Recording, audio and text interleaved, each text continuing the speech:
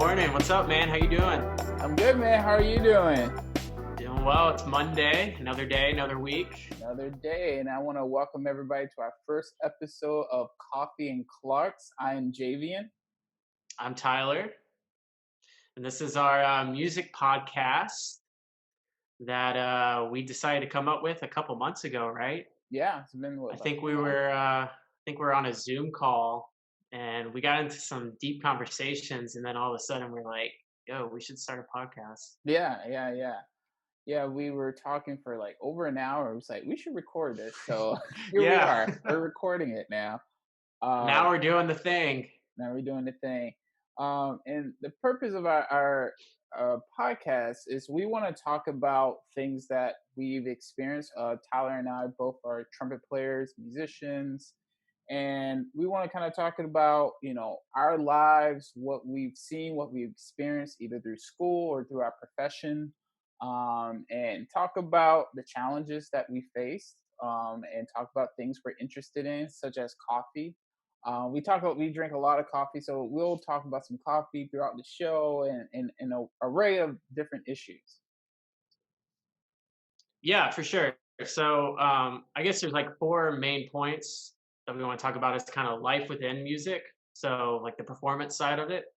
Obviously the education side, we're both big. I mean, JV, and you're a college professor, so that's the forefront of what you do. But we also, you know, love teaching life outside of just trumpet too. So lifestyle is going to come into this, which can include diet, exercise, mental health, all these things that we add to our tool belt, excuse me, besides just playing trumpet. And then of course coffee. Speaking of which, this morning I actually had to go out and buy beans yesterday because Mm. I was out and I was like, you can't do this podcast with an empty mug. So I have a new bag of beans that I opened up this morning called Costa Rica Sonora Honey. And Mm. it's a light roast, and my brewing method for those coffee fans out there is I use the V60. So, and I have my lovely DC mug that my mom got at a thrift That's store. cute. That's cute. Yeah, so it's good. It's not bad, and it was roasted a few days ago, so it's really fresh, which is nice. Nice. So shout out to Swings Coffee in Alexandria. They're kind of my go-to right now Okay. in the area. Cool. Well, I'm drinking. Well, I went to my one of the local coffee shops here, in my town of Valdosta, Georgia. And the guy, I guess he's the manager of this cafe shop. They've been open maybe about 6 months or so, so they're still fairly new. And they get some of their beans from this cafe in Savannah called Perk Coffee, which they I feel roast like their I've heard own that bean. name before. Yeah. I've never Yeah. heard of it. I'm definitely gonna check them out. Whenever I pass through Savannah again. But they roast their own beans there, and they have this Kenyan bean that I brought a few days ago. It was roasted, I think, July 26th, so still fairly fresh. But I've been drinking it for about almost a week now, and I've been using my French press because I accidentally broke my pour over. I like How'd you hit the do valve. that? I was washing it and I like put it in my dish thing to like dry, and I guess like I put it down too hard and it like cracked. So I was like so Mm, sad. And I that'll just do it. haven't bought a new one yet. I've been kind of lazy. I think You COVID said it was hit was me. it a Chemex? Yeah. So it's like chipped. So I've used it a few times, even though it was chipped, and I've already like cut myself twice. So I'm like, all right, now I should just throw this away and just go and buy a new one. But until then, I've been using the French press because I have both. So I've been using a French press to brew my coffee. Still very good. For all the French press people out there, if you're into that kind of thing. Um, I mean, but I still prefer the pour over. But beggars can be choosers right now. So, but it's very, very good. So first shout out to my local coffee shop who recommended this. They sold me the bag themselves. Good coffee. And then shout out to the coffee shop who roasted the beans, Perk Coffee out of Savannah, Georgia. So that's my Nice. coffee of the day. That's awesome. Is it dark roast, medium roast, It's a light medium roast? roast. It's a Medium medium roast. roast. Yeah. Yeah. What flavor notes are you experiencing for the coffee It snobs out there? yeah. It has a little bit of chocolate and like um what is it? Like a grape I think they have in there. So it's a weird blend.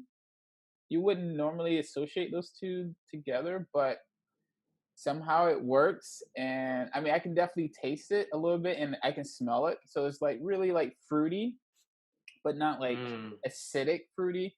yes, yeah, yeah, So it's very nice, very easy to drink.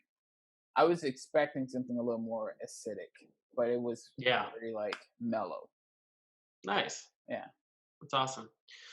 So, I guess now we can kind of get into the meat of today's topic, which, when we were first thinking about what we wanted to talk about, we have a Google Doc and we just kind of write ideas down and throw things out there. And we thought, what's something that everybody is going through right now and has been impacted with?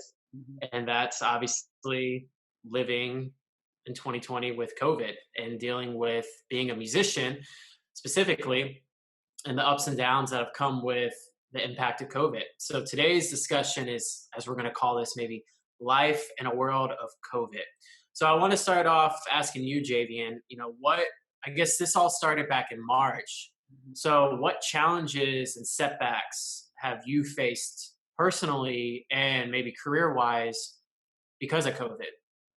Yeah, I think all musicians we've definitely felt the brunt of COVID, maybe more so than any other profession, with exception to maybe like the medical field.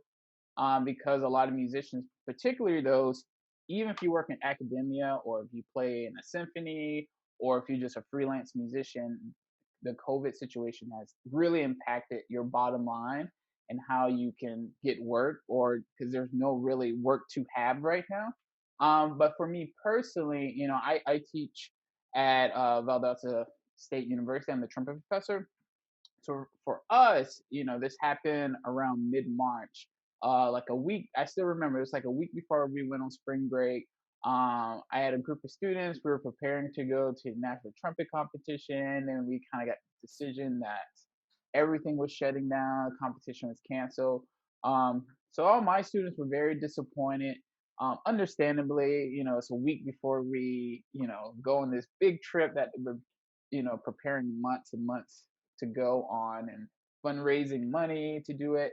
But once everything broke down, we had to kind of figure out, all right, how do we still effectively teach? Just like every other professor in America, you're kind of trying to figure out, all right, everything's going to go online. What programs do I need to use? How do I make this work? How do I still be an effective instructor for my students who still deserve, great instruction?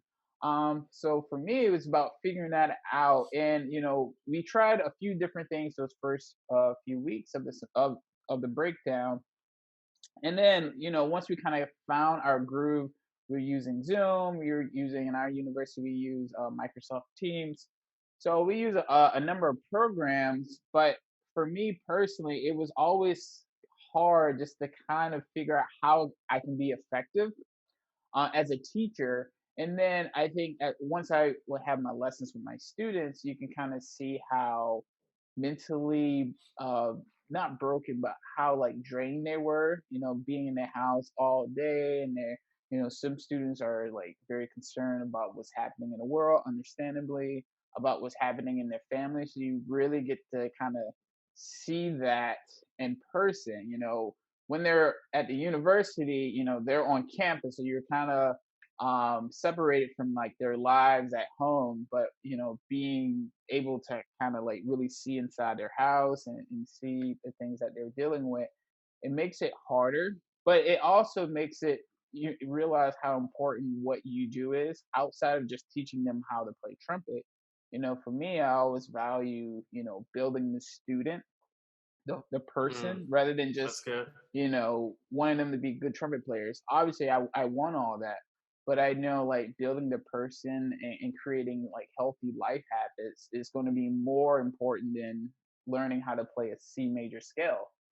So for me, that was as a teacher, that was the greatest impact. And then the other side of it, I also, like many other musicians, I freelance, so I do a lot of work outside of the university. And then that's probably where COVID has affected me personally the most is that, like a lot of people, I had a lot of concerts and gigs, and I had some concertos that are supposed to perform at, and everything got canceled. So this past summer, I was supposed to teach at some music festivals and play some at some music festivals, and of course all that was canceled. So that kind of affected, your financial issues and trying to figure out how to make up that revenue that you're losing. Um, so but luckily for me, I'm in a job that I can still have a baseline income. So I'm very always been like very thankful because I know that's not the situation for a lot of musicians who are like really struggling. But for me personally, there was certainly a hit, but we kind of have to make sure we really budget, make sure we're doing these little things to make sure we're saving and not spending too much money and just really hoping for the best. But now we have this new semester coming up.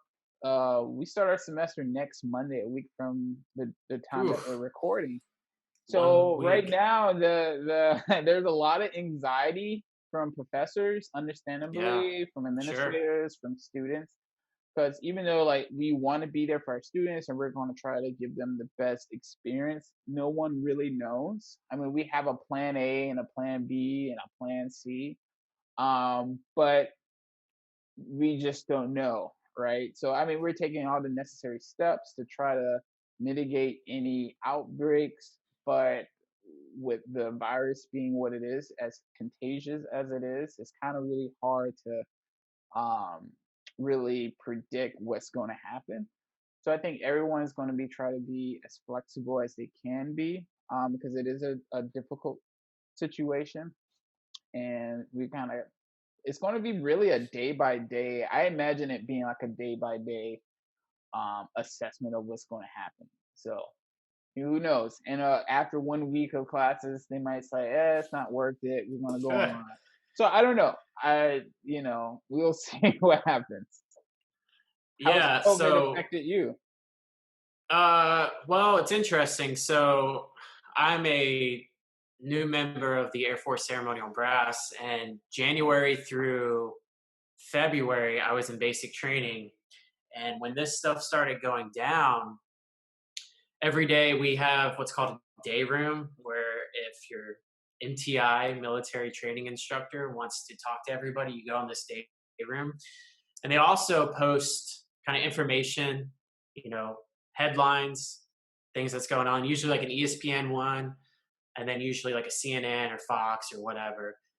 And so I remember reading about this thing back in January, and all the instructors were like, "Yeah, it's nothing to worry about because it's over in China. Like, it's not going to make its way over here."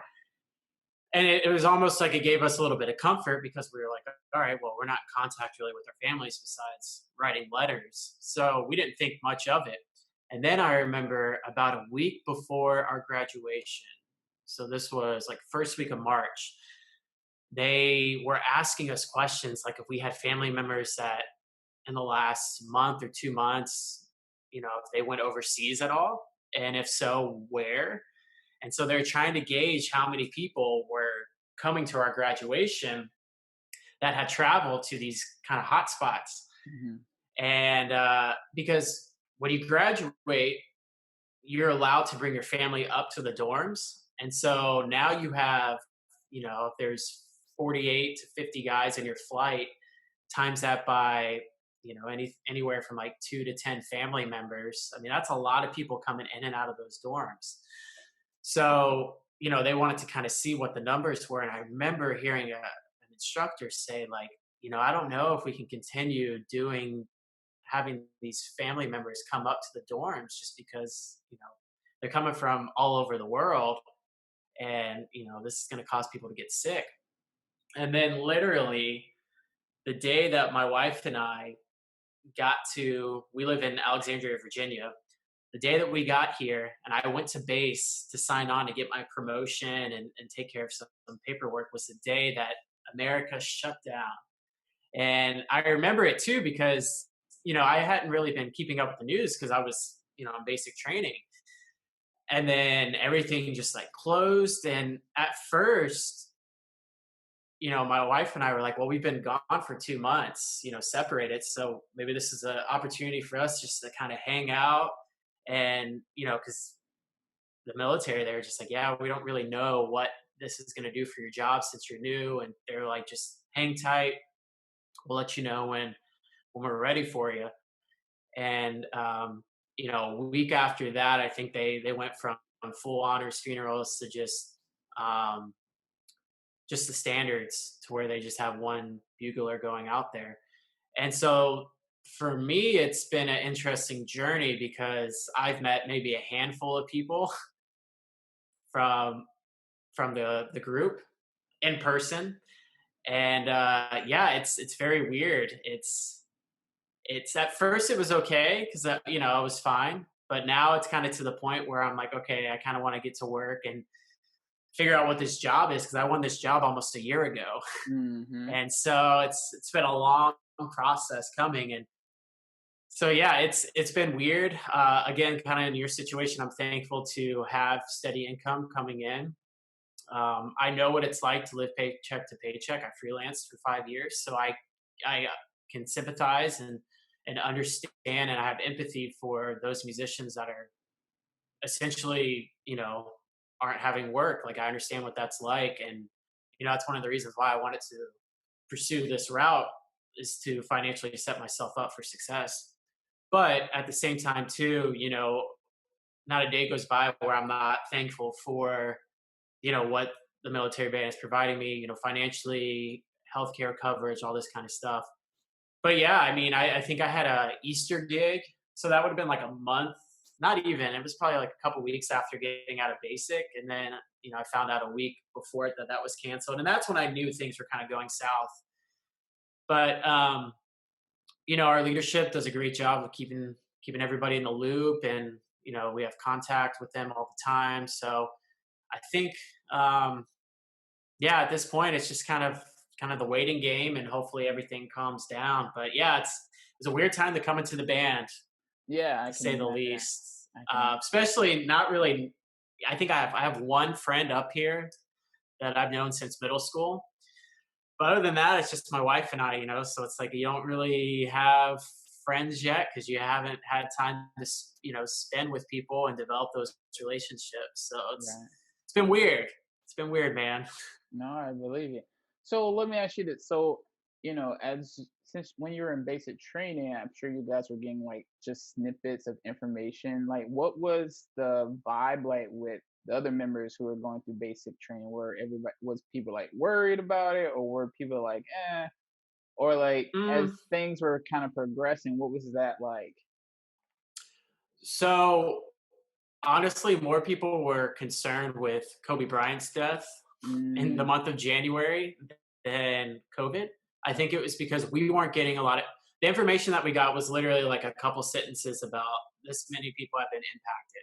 And mm, so we weren't getting a lot of information, and our drill instructors, they kind of have to refrain from giving a lot of information as well, I think, just, because you are in this training capacity facility where like we don't want distractions. mhm. And to be honest, I think it was the same thing like with America. Like we underestimated what this thing could do.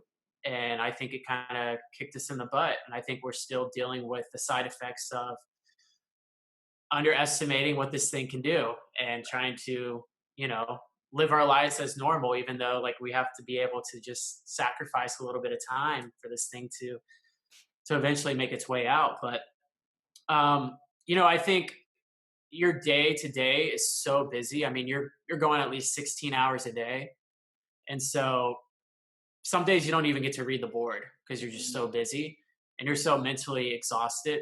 You're sleep deprived, yeah. and so you're not really thinking about those things that much. You're just trying to get through or get to the next meal. Right. It's very interesting. It's whereas now you have all the time in the world to just watch news and just to be a consumer. And I think being out now in some ways is kind of worse because I have nothing to do, which is kind of segues into another discussion, which has kind of led to my lip injury Hmm. because I have nothing to do, and so I just practice and practice, and and then developed an overuse injury, and it's like you just kind of go stir crazy. Right. Right. Yeah, I think like the COVID situation, that's the other part of it. Of course, we have like the financial impact, or canceling of gigs, or schools being affected and all that stuff. But like as musicians, one thing I've found, either for me or for my students, is like since we're all like in our house a lot more than we're normally or that we're accustomed to being, then there's this whole like how do you stay motivated? I've had a lot of students who, and myself, like I kind of go through phases, like probably a lot of people, like staying motivated when, if you're a freelance musician, like, you're practicing, you're working on stuff for a gig, or you're preparing stuff for an audition, but there aren't really any auditions right now, or there aren't really any gigs right now. Or if, you're practicing over the summer and you're a student, it's like, well, what am I really preparing for? So like staying motivated in the world of COVID to me is a challenge for myself, and a challenge for like some of my students that I've talked to. Is like, what do I do? Like, what do like, how do I stay, motivated? How do I keep those goals? Do you have any suggestions for that? Yeah, I think it starts with understanding why you do what you do. So figuring out what that why is. For me, I remember when I lived in Kansas City for a year, my wife was finishing her master's and I was playing $12 big band gigs. Mm, That was basically my music income. I subbed with the symphony up there a few times, but I mean, that I just wasn't able to break in to the was that scene. So I was, was that a low key flex? oh no, no, Subbing with I the Kansas City Symphony? no, no, I don't. That's another discussion of being kind and nice to people because you never know when they're going to be in positions Yeah. to hire you and to refer you. So I knew the principal, and I still know the principal trumpet player there from Jacksonville. Hmm. He was the principal trumpet in Jacksonville Symphony, and I'd taken some lessons with him and reached out to him, and we both ended up at Kansas City at the same time for different reasons, and yeah, just kind of worked out. But um, so when I was living in Kansas City at the time, like I was working actually at a preschool, uh, um, and I was doing that during the week. But I would still come home and practice, even though I wasn't doing that for a living. And I think it was because I respect music. For me is a craft. It's not a means to make money. I mean, it is currently, obviously, but I don't do it just for that. I don't do it just for gigs. I do it because I like the challenge that it provides and the discipline that it gives me. And so my why has always been stronger than any outside circumstance. So for instance, in this case, with COVID right now, it's like I don't really have trouble practicing. It's the opposite of like putting the horn down because I just want to go and go because I have all this free time. And it's because I want to figure out how to get 1% better every day. That's kind of like my mantra is just move the needle just day by day and kind of figure out, you know, how to get better. And I think people that are struggling right now, it's two things. Their why isn't strong enough, or they need to reframe their why and think about, why are they going to music school? Or why are they taking these auditions? Why do they practice? Because for some people, it doesn't mean enough to them, you know? Um, and it's tough because you got to battle with it too. Some of it might be ego, might be things that have, maybe in high school you were, the best trumpet player, best musician in your band, and so you want to keep that going, and it's like, yeah, it's not a strong enough reason, Mhm. you know. So for me, that's kind of like how I stay motivated, and it's the same thing too with like working out and exercising. I mean, I have no races signed up to run this year. I mean, I don't run for races. I view races as being a good test and kind of to show me where my fitness is at that day. Um, but it just becomes a lifestyle, practicing, getting better. That's all a lifestyle, and it's kind of like a mental. What do I want to say? It's just like a way of living, Yeah, like you don't even question it. it's a way of life. Yeah, yeah, no, it really is. And I think people that are also struggling with this probably struggle with discipline within itself. Hmm. You remove the school aspect of being in school, and all of a sudden they falter. I mean, how many students do you know view the summer as being a time where they can kind of skate by? For me, it was the opposite. It was like I view the summer as the time to really dig in because when the Yeah, school year comes, your time is being taken away from you, whether it's class, ensembles, all those things. yeah. I would say like I always made, especially during school, when I was in school, like I made my largest leaps in my playing during the summer because that's like the time to, oh, I can get better now. Like this is the time to get better. And Right, yeah.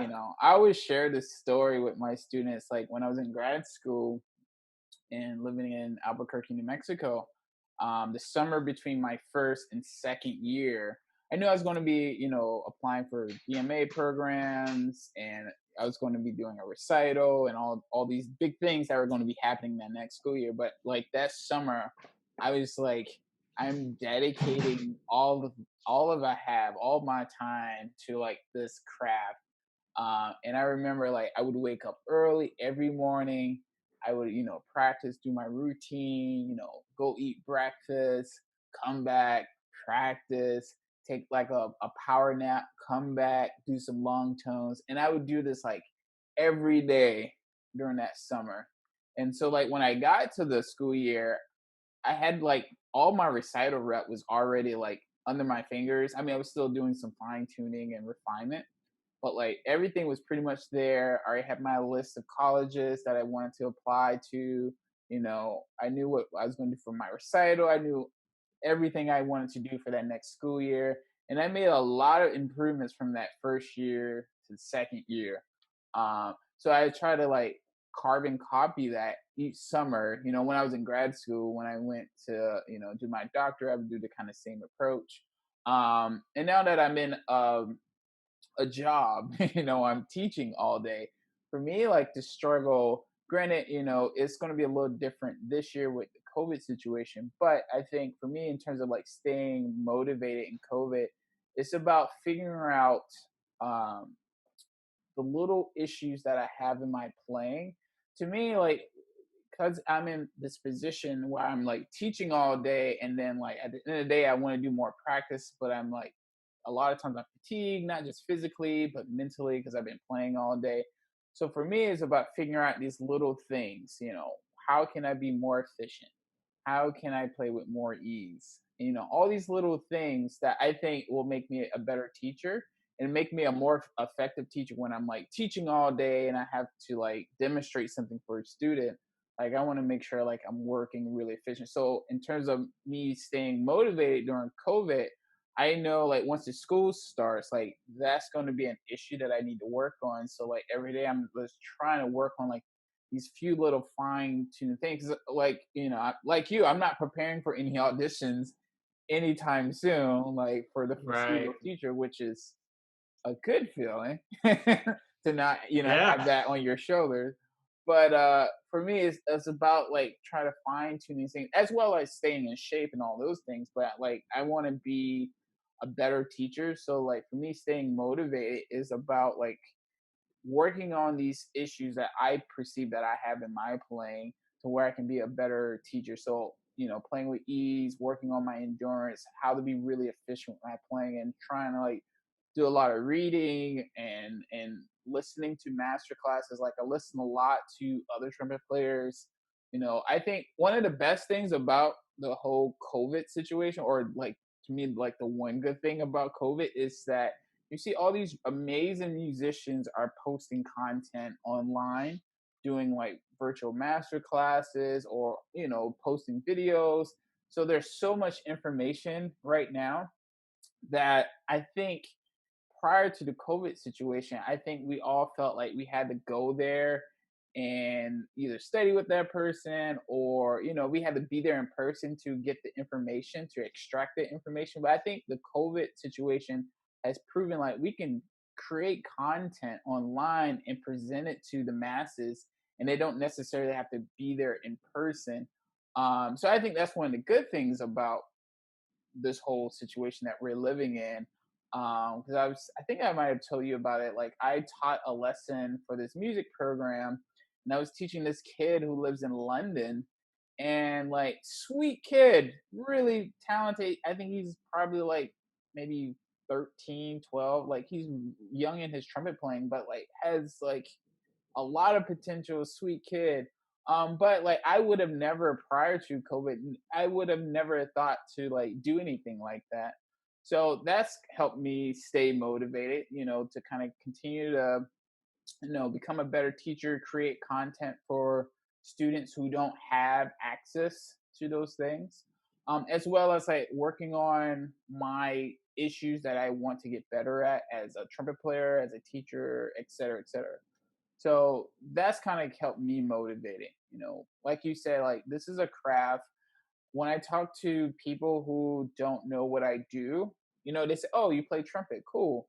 But I explain to them like, "Oh, I have to practice every day. I have to really work on this skill." Like they don't really understand it. They think like, "Oh, you play trumpet, you might have to practice every once in a while," but like they don't understand like it's the grind of it all. So a lot of times I use like sports analogy, like a marathon runner preparing for a marathon. It's like they have to condition their bodies every day for that race that they're preparing for, or just to stay in shape. And then they kind of get it. So, I'm always trying to fine tune and work on that craft the way you kind of put it. Because that's just what we do and that's what we have to do.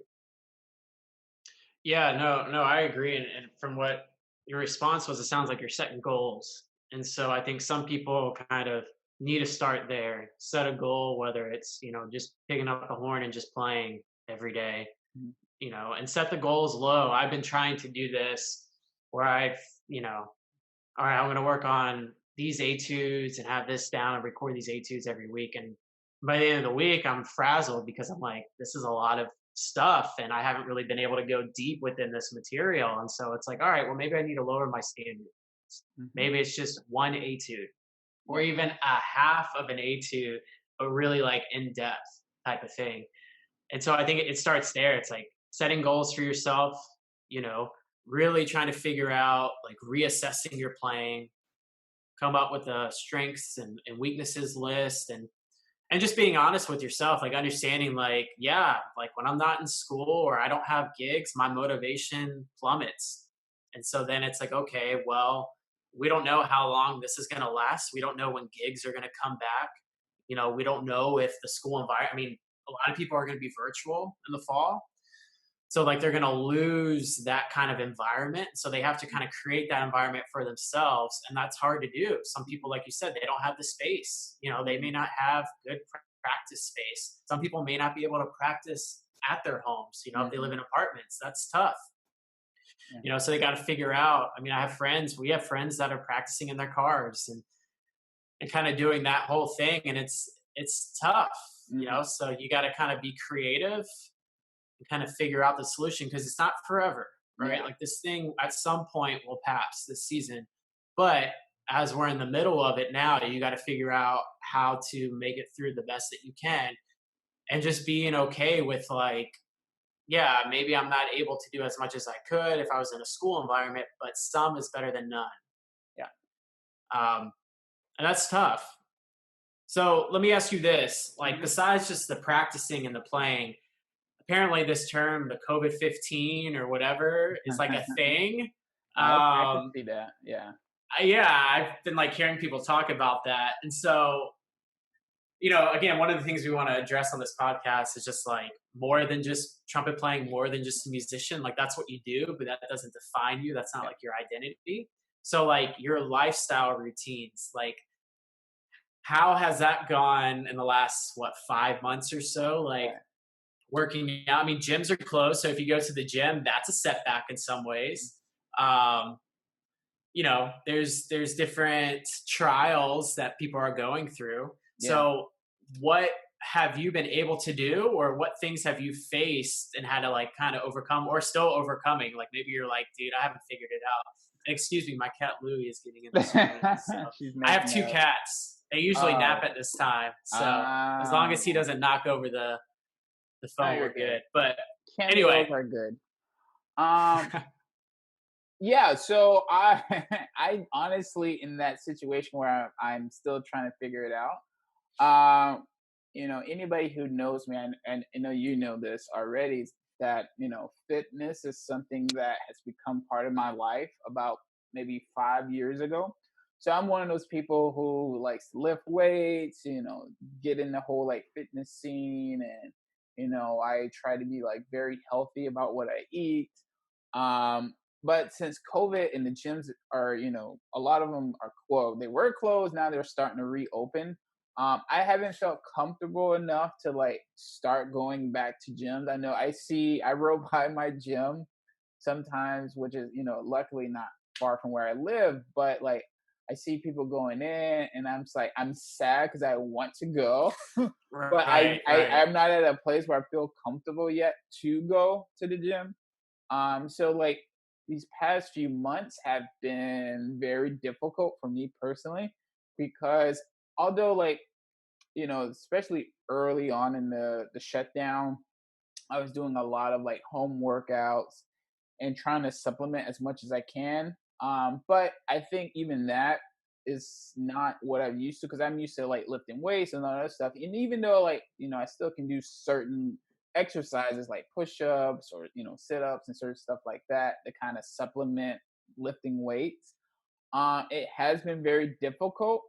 I think for me, luckily, since I haven't been going to the gym, I've been trying to be more focused on like what I eat and trying to be more rigid about like what I eat, how much I eat, and all those different things. I kind of follow a ketogenic diet for the most part. And for those who don't know what keto is, it's kind of a low carb, high fat diet. So I'm not as strict with it as maybe some people. Like, I definitely try to keep my carbs low.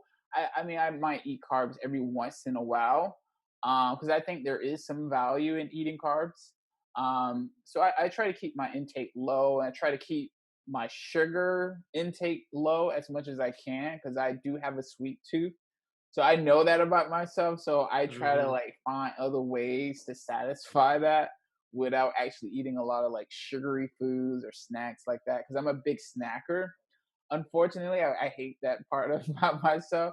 So I have to like buy snacks that are like low carb snack, like fruits, like certain fruits, like nuts, like almonds or something like that, or like the chocolate covered or there I think it's cocoa covered almonds, which are like low carb, but they're like sweet and they're a good snack. They're very filling. So that's like the perfect kind of snack for me, something that's filling, that's kind of low carb, that's good in like fats and proteins and nutrients and all those good things. So that's kind of like the perfect snack for me.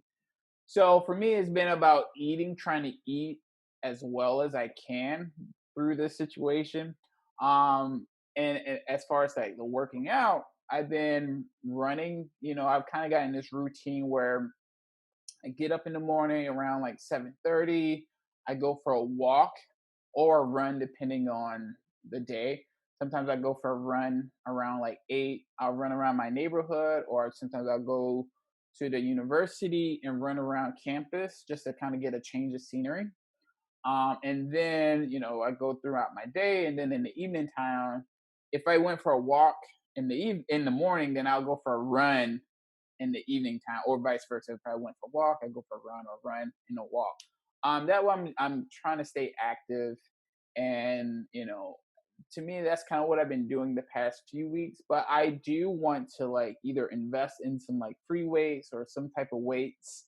I got to find a place to put them because I don't know where I'm going to put them yet, but I'll figure that out once I get them. But I've been thinking about going back to the gym, maybe like super, super early in the morning, like maybe like around 5:30, before Mm, there's nobody in there. the 5:30 Uh, club. yeah, the 5:30 club. Maybe I'll go in there like super early, and then like just get a hour workout or just like lifting weights, and then I can like do other things outside of that. So I'm leaning towards doing that. But we'll see. I'll keep you updated on this. I'm definitely in the camp of still figuring it out. But I think what I've had most success with, I haven't gained 15 pounds. Actually, my weight has been like pretty like consistent within like a 5 pound range. Yeah, So that's good. That's good for me because that's I'm a one of win. those. Yeah, I'm one of those people that I put on weight very easily, either like Hmm. muscle or just like bad weight.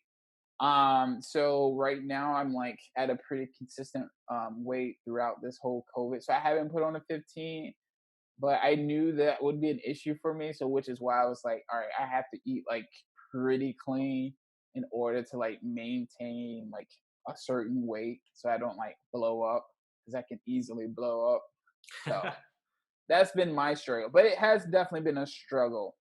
I think aside from like all the music stuff, like this has been the biggest struggle for me. It's like the whole like working out and trying to figure out how to supplement my workouts when I don't have access to a gym. So yeah. Yeah, and that kind of it's where you gotta be creative. I was having a conversation with a friend of mine, and because gyms have closed, he just stopped working out. And I was like, really? That's all it took was a gym to close for you to stop working out? And I'm like, all right, so is this thing a lifestyle thing? Is this something that you really value, or not? Because if it is, then you'll find a way. Um, yeah, it's super interesting, man. People get met with a little bit of resistance and then they falter, Mm-hmm. and luckily for me, I'm a big long distance runner, so I don't need a gym for that. And then once I got out of basic, I continued with doing some just like body weight stuff. And the only thing I don't have is a push up bar, or Mm-hmm. sorry, a pull up bar. And so there's a field, not even, I don't know, maybe like 100 feet, or not 100 feet. I don't know. It's just like right across from where our condo is. And I literally do pull-ups on these like soccer goalposts. Like I go Mm. over there and grip it and just go, How and many so you I'm trying to pumping get out now? creative. Huh? How many pull-ups you pumping?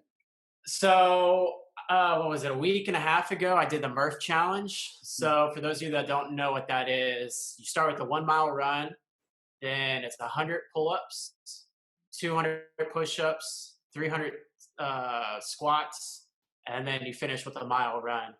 And so I Wow. was able to complete the whole thing. So yeah, I mean, and again, it's about setting challenges for yourself. Like I was like, all right, what can I do that will make me excited about working out for the next, 6 weeks? And so I sent my buddy a text like at the end of June. I was like, hey man, first weekend in August, let's do this. He's like, all right, because he's done it before, Mm. So and again, it's like this is another avenue where I can like set goals and kind of watch myself grow, and it's fun, it's exciting, and it's like you said, I think there's something to be said about working out and what that does for you mentally. I mean, I don't know, last week because of the Murph thing, I had to take a couple of days off from running because my legs were just toast from all those squats. And so I started not running, started walking. Mm. And walking is amazing. Like it is so underrated. It is. And I realized, like, as I was walking, like, wow, the slower you move, the more you can see. And I Mm-hmm. was like, this is like when you practice. The slower you practice things, and the slower you move in the session, the more you can see, the more you realize like what's good, what isn't. That's why so many people talk about like recording something, then listening back to it at like half speed, that kind of thing. And it's like, yeah, well, just practice it at half speed. You'll hear everything, you Mm-hmm. know? Um, so yeah, for me, like this hasn't really impacted my working out at all. In fact, it's allowed me to do it more so, which has been nice. Like I don't Yeah. have to like fight for it as much because I'm like, oh, I don't have anything to take away from it, so I can kind of schedule out my running. If anything, really, it's just like battling through the summer months in the heat. Yeah. Running out there for like an hour and it's like 90 to 100 degrees. Like that's really the I challenge. don't know how you do it, man. Ah, years of conditioning, we'll put Yeah. it that way, Yeah. and mental strength, discipline.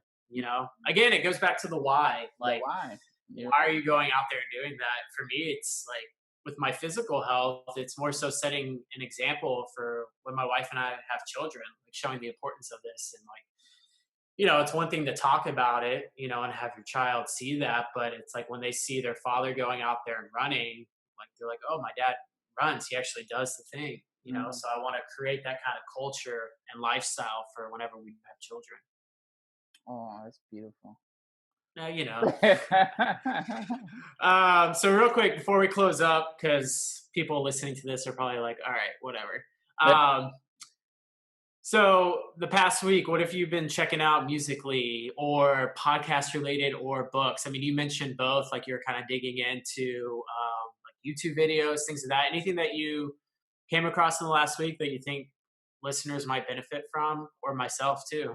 Well, I've been listening to so I get inspiration by like listening to great musicians and not just like great trumpet players or classical music. It can be any type of music. So it can be like, pop, R&B, hip hop, jazz, like anything like that. Like when I hear like good musicians and they're performing, especially if they're performing live or something like that, like I get like a lot of inspiration. Like that excites me and that makes me say, all right, I need to go practice.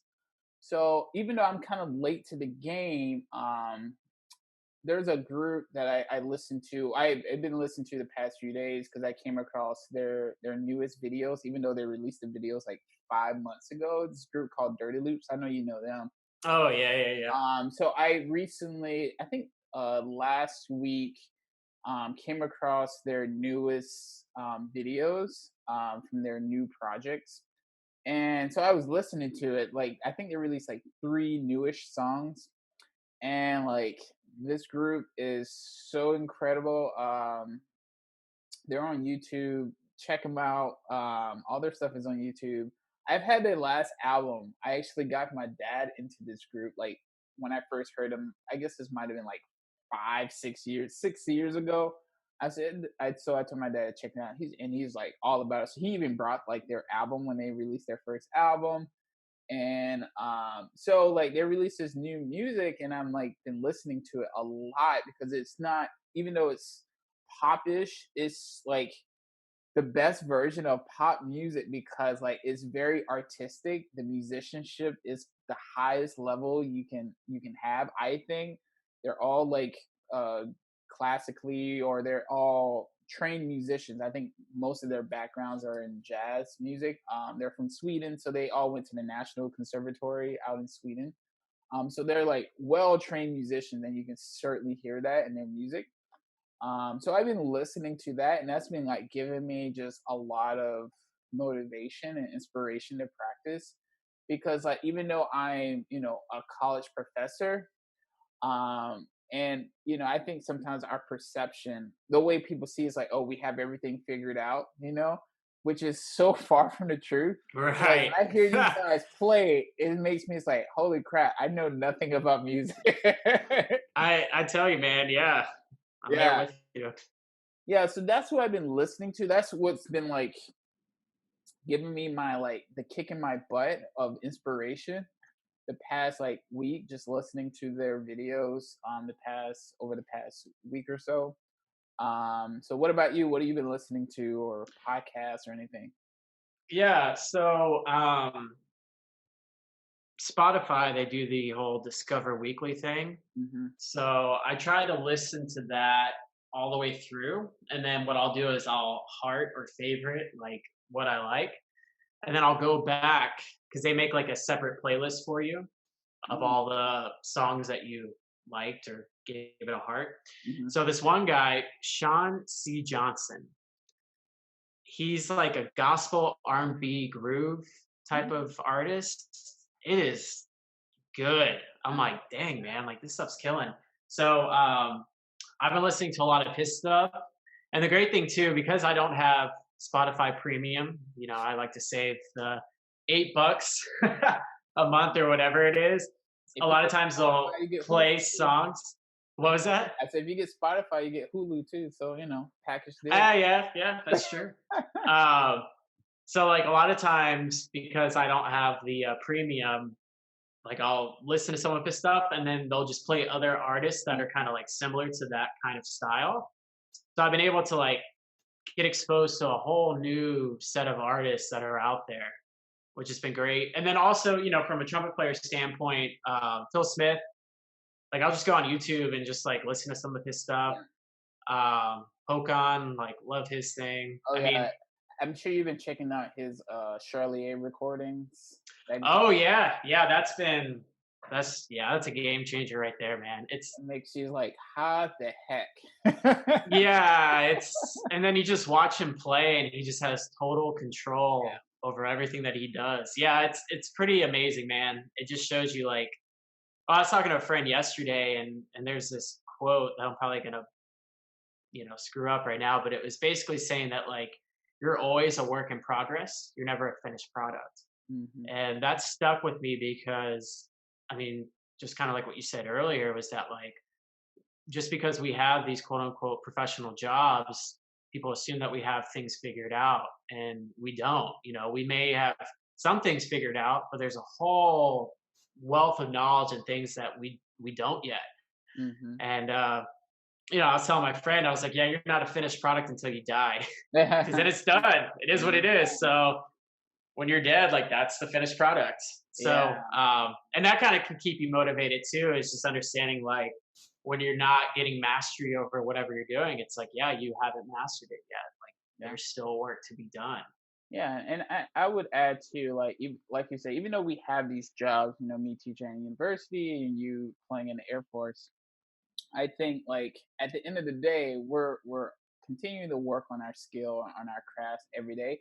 And even the day that we won our audition, our jobs, like we had a good day. It's just one day. It's not like we were a finished product and we won a job. It's like, oh, I had a good day. I worked hard. I did all this preparation for this audition, and I was very fortunate because, as you know, like music, what we do is very subjective. Someone might hear one thing, someone else might hear another thing. But in this audition that we both took for our jobs, it's like I had a good day. I was prepared that one day. Doesn't mean I have it all figured out. It's just like that one day, I played well, and it was I did all this work prior to prepare for this thing, but it was just this one day. It's not like I'm now done. It's like, all right, that one Right. day I put it away, and now it's on to like the next thing. Continue to like prepare and prepare and prepare, and chipping away. Yeah, for sure. I mean, I remember talking to friends about it and I was like, if the audition was, the next day, I may not have won, Yeah, Like you don't exactly. know how your chops are going to respond day to day. Yeah, I You remember. hope for consistency. Yeah, I remember. I can't remember who it was. He's a principal trumpet player of a major orchestra. I remember being in a master class. I cannot remember who he was, but the quote he said always just like stuck to me. He's like, "Yeah, I won this audition, but honestly, I just had a good chop day," and that's what it came down to. Yeah, yeah. No, there's the preparation aspect, and that could Yeah, be a whole nother topic yeah, about like preparing for auditions and teaching jobs and all that kind of stuff. But yeah, I mean, a lot of it too is luck. hmm, Like, if your competition has bad chop days, like, you know, that and you happens. don't, like, you kind of luck out. So yeah, I mean, it's what we do is hard enough. And so I think both of us have an appreciation for just being employed in general, Hmm. and I think we both know what it's like to be on the other side, and to understand that like this can easily be taken away at any point, especially now me going through this rehab, get my face back in shape and injuries and all that. Like it's a real thing. Like this thing that you do can be gone in a second or in a day. So yeah, it's scary, but it also makes you appreciate it more. Yeah, absolutely. So anyway, yeah, good first episode, I think. Yeah, I think I so. I hope think we so. covered a few good things. Yeah, maybe some Um, people can grab some nuggets of Javian wisdom over there. well, um, so yeah, I guess to kind of sum it up, I mean, our goal I think right now is to try to post. Oh no, they're gonna hold us to this. Maybe two a month. yeah, I think so. Yeah, Thanks. Set the standard, set the bar low. So if set we the come out bar with low. three a month, we'll be Hey, overachievers. overachievers. Yeah, You know. yeah. So So look, there's a learning curve for us that we're gonna be figuring out. So just be patient. But yeah, I think that's the plan. right. Well, Tyler, before we go, where can our listeners follow you on social media? Yeah. So I'm on Instagram and Facebook. I think my Instagram handle is Tyler Duncan 91 or Tyler W Duncan 91. I'm not sure, but I think you can find me on there. And then same thing with Facebook, Tyler Duncan. So you can find me on that. And what about you, man? You can follow me on Instagram. My handle is I think That nerdyprof07. sounds about right. Yeah, it sounds about right. Nerdyprof07. And then my name Javian on Facebook and Twitter as well as is nerdyprof07 or 07. For anybody who wants to follow. And we'll be posting stuff on our Instagrams, and you can also follow this podcast on Instagram at Coffee and Clark's on Instagram, Facebook, and we haven't talked about doing Twitter, but we'll probably just stick to those two platforms from now and kind of go from there. Yeah, and then coming up, we'll be posting this stuff on YouTube as well, so you guys can have access to that, get the video, and then working our way through SoundCloud, and then hopefully Apple Podcasts too. So we'll be sure to keep you guys updated on all of those things.